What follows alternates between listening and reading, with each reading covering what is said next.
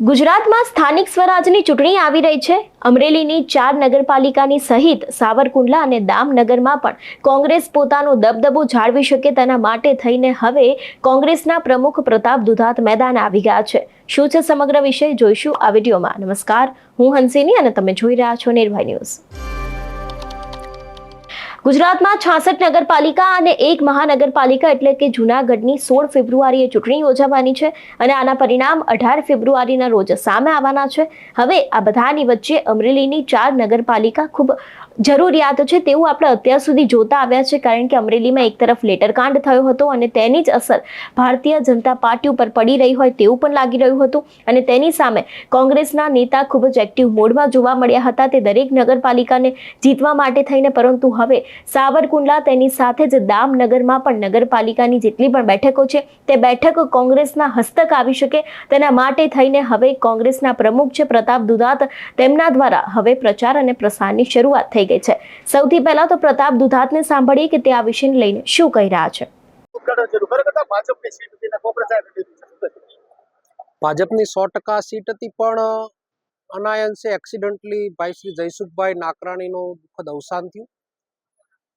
આ સીટ આફતમાં પેટા ઇલેક્શન આવ્યું ત્યારે જયસુખભાઈ એક સેવાભાવી ચહેરો તો એ જ પ્રમાણે અમારો રમેશભાઈ જાણી આ વિસ્તારનો સેવાભાવી ચહેરો છે। કોંગ્રેસની એ પહેલા આ સીટ હતી, ત્યારબાદ જયસુખભાઈ ફરી વખત અહીંયા કોંગ્રેસ એટલા માટે કે લોકોને સેવા જોતી છે। જયસુખભાઈ દાખલા તરીકે નગરપાલિકામાં કામ કરતા હતા પણ એની સિવાયના હાલની નગરપાલિકા એ ભ્રષ્ટાચારથી ખદબદે છે। પરિવર્તન એ સંસારનો નિયમ છે। આ ઇલેક્શન અસત્ય સામે સત્યનું ઇલેક્શન છે અને લોકોની સેવા કરતા રમેશભાઈ જાણીના 3 નંબરની જનતા જીતાડશે એનો મને વિશ્વાસ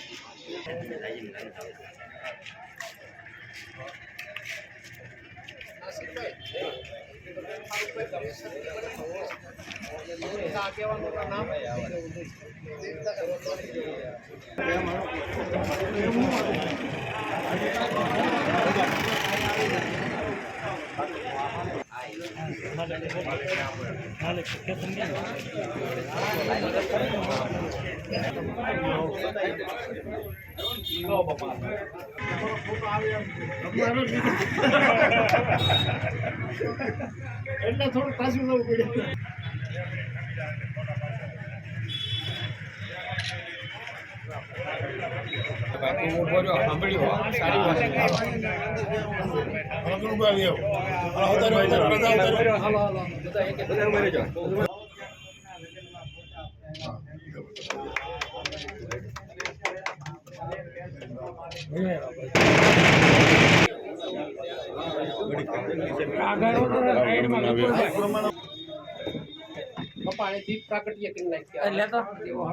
એક તરફ અમરેલીની 4 નગરપાલિકાની ચૂંટણી આવી રહી છે અને તેની અસર લેટરકાંડ ઉપર કંઈક ને કંઈક પડતી હોય છે અને હવે દામનગરની સાથે જો સાવરકુંડલાની જે નગરપાલિકા છે તેને લઈને પણ કોંગ્રેસ એક્ટિવ મોડમાં આવી ગયું છે। જો કે હવે જોવાનું રહેશે કે અમરેલીની 4 નગરપાલિકા કોના હસ્તક આવે છે। એટલું જ નહીં, પ્રતાપ દુધાત દ્વારા જે અત્યારે હાલ તૈયારીઓ કરવામાં આવી રહી છે સાવરકુંડલાની નગરપાલિકા હોય કે પછી દામનગરની નગરપાલિકા હોય તેને લઈને પણ શું ખરેખર તે દરેક બેઠક ઉપર કોંગ્રેસ પોતાનું રાજ ચલાવી શકે છે કે કેમ તે પણ હવે આગામી સમયમાં જોવાનું રહેશે।